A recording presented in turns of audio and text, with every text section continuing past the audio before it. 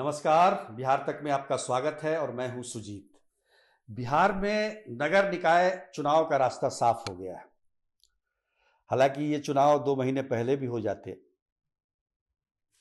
पर कानूनी पचड़ा, हम यही कहेंगे, कानूनी दाव पेच में फंसकर ये 2 महीने आगे टल गया और जिससे सबको नुकसान हुआ। जो उम्मीदवार थे उनका जो मोमेंटम बना हुआ था, जो एक प्रचार प्रसार का दौर चल रहा था,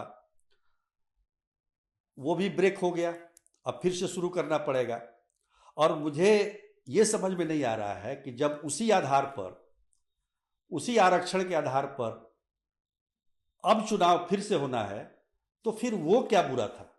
ये 2 महीने क्यों बर्बाद किए गए, ये समझ से परे है। अब देखिए, आज सुप्रीम कोर्ट में सुनवाई थी और जो याचिका दायर की गई थी उसमें कहा गया था कि राज्य सरकार ने जो आरक्षण देने के लिए अति पिछड़ा आयोग बनाया था वो डेडिकेटेड नहीं है, यानी कि इस चुनाव को लेकर नहीं है। और इस बात को सुप्रीम कोर्ट ने स्वीकार भी किया, लेकिन सुनवाई टल गई। अब ये सुनवाई तब होगी जब बिहार में नगर निकाय का चुनाव संपन्न हो चुका रहेगा। तो इसका क्या मतलब है? 18 और 28 दो चरणों में, 18 और 28 दिसंबर को 2 चरणों में बिहार में नगर निकाय का चुनाव होना है। इसका ऐलान पिछले ही हफ्ते राज्य निर्वाचन आयोग ने कर दिया था। अब संशय की स्थिति बनी हुई थी कि सुप्रीम कोर्ट क्या कहता है, लेकिन सुप्रीम कोर्ट ने ऐसा डेट दे दिया कि इस बीच में ये चुनाव संपन्न हो जाएगा। तो ये मानकर चला जा रहा है कि बिना अब विघ्न के, क्योंकि लगातार चुनाव को लेकर विघ्न आते रहे हैं, कोविड से लेकर और तमाम जो आप देख लीजिए जिस तरह का दौर चल रहा है। 2 महीने पहले भी सारी तैयारियां हो चुकी थी, उम्मीदवारों ने नामांकन भर दिया, प्रचार प्रसार शुरू हो गया, लेकिन हाईकोर्ट में ये मामला जब गया और उसकी जब सुनवाई हुई तो चुनाव से महज 4 दिन पहले ये कहा गया कि जहां जहां आरक्षण अति पिछड़ों को दिया गया है वहां पर आयोग बनाकर नहीं दिया गया है, जो कि सुप्रीम कोर्ट का आदेश है, तो वहां की चुनाव प्रक्रिया पर रोक लगा दी जाए। अब ये फैसला जब हाईकोर्ट ने दिया तो राज्य निर्वाचन आयोग ने पूरे बिहार के चुनाव प्रक्रिया पर रोक लगा दी। अब मामला चलने लगा। अगली उसके बाद की सुनवाई जब हुई उसमें राज्य सरकार ने आखिरकार अति पिछड़ा आयोग का गठन कर दिया। अति पिछड़ा आयोग का गठन हुआ तो उस पर भी सवाल उठने लगे कि ये डेलिकेटेड है या नहीं है। इसको लेकर मामला सुप्रीम कोर्ट चला गया। इस बीच 30 नवंबर को जो आयोग बना था उसने अपनी रिपोर्ट भी सौंप दी राज्य निर्वाचन आयोग को, और उसके बाद राज्य निर्वाचन आयोग ने तारीखों का ऐलान कर दिया कि 18 और 28 दिसंबर को 2 चरणों में बिहार में नगर निकाय के चुनाव कराए जाएंगे। और उसके साथ ये भी कहा गया कि जिन्होंने पहले नामांकन भरा है, यानी कि अक्टूबर में, जो अक्टूबर 10 और 20 अक्टूबर को जो चुनाव होना था, वही नामांकन इसमें भी मान्य रहेगा। चलिए, उम्मीदवारों के लिए तो बड़ा अच्छा है।